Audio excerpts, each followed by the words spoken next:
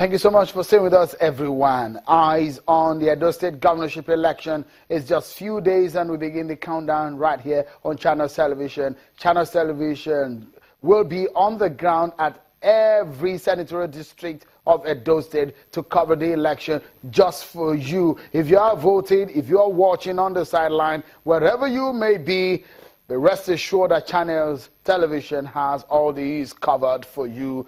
Just keep tabs on all our social media handles and platforms, and of course you can watch us on the web, on the mobile and on TV, and you'll be get updated with everything that is happening. So I will be showing you another excerpt into another interview of another candidate, but first you know that the economy recession is a major one that we'll be discussing today.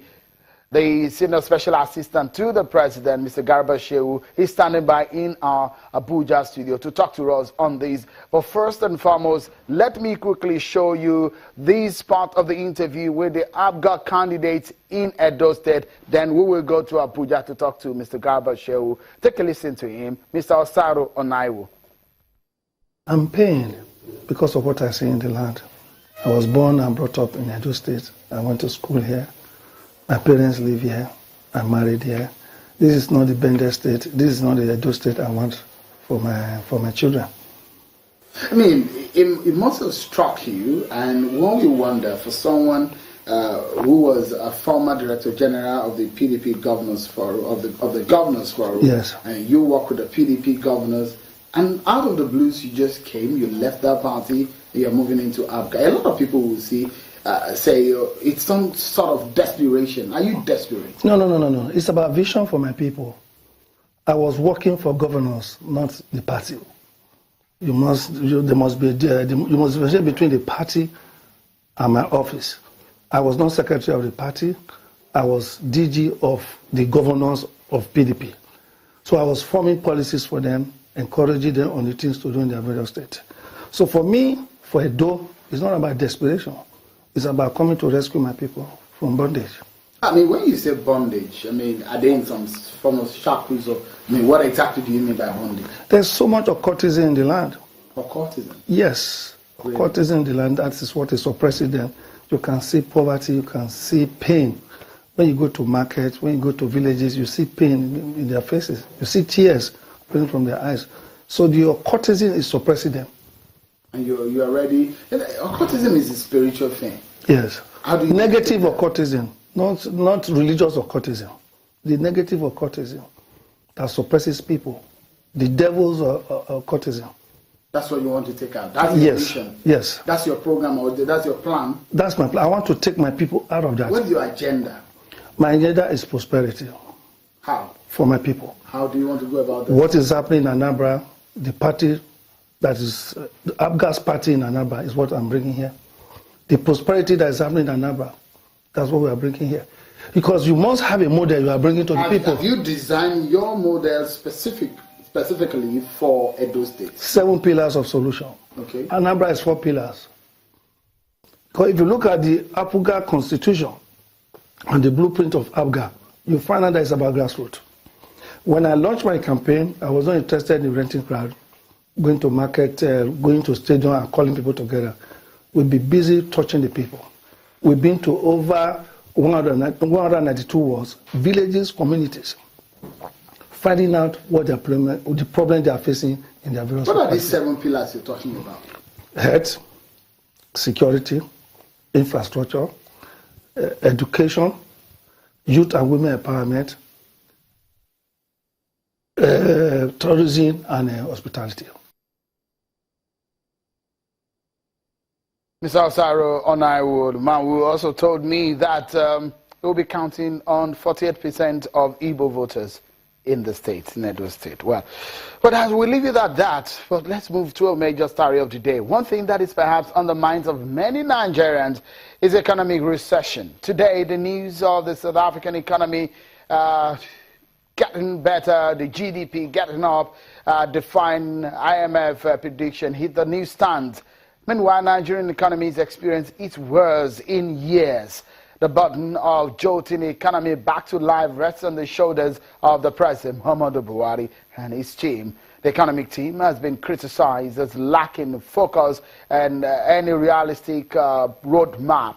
A senior member of the APC, Senator Ndino Melaye, on the program yesterday said the president should sack his economic team, describing them as incompetent and misfit for the offices they hold.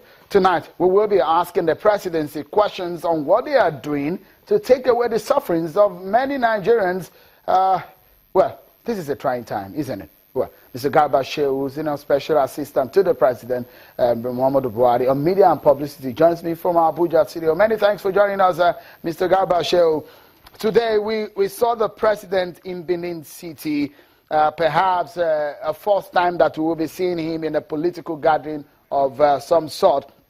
And one will be asking the question, do you think the president at this crucial time should be at that place, or perhaps he should be having meetings with entrepreneurs in some place in Lagos or Onitsha on how the economy can get back on its feet?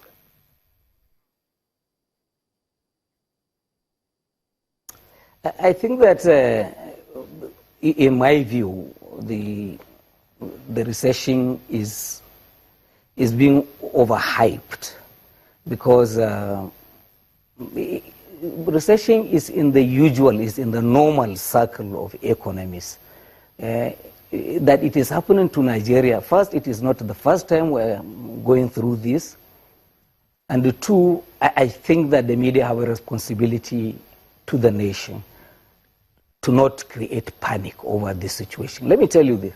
You know that Japan, one of the largest world economies, Mr. Shehu, is into a recession. Hello, Mr. Shehu. If you will just quickly answer my question, the first one I threw at you. It's interesting that you say that the recession is overhyped. Are you saying that there is no recession?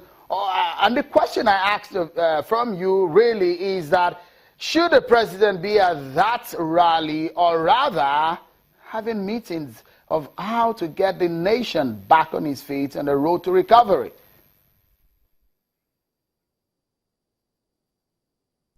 He is doing both. And the thing is that I have a feeling that the media should drive the country to the path of normalcy.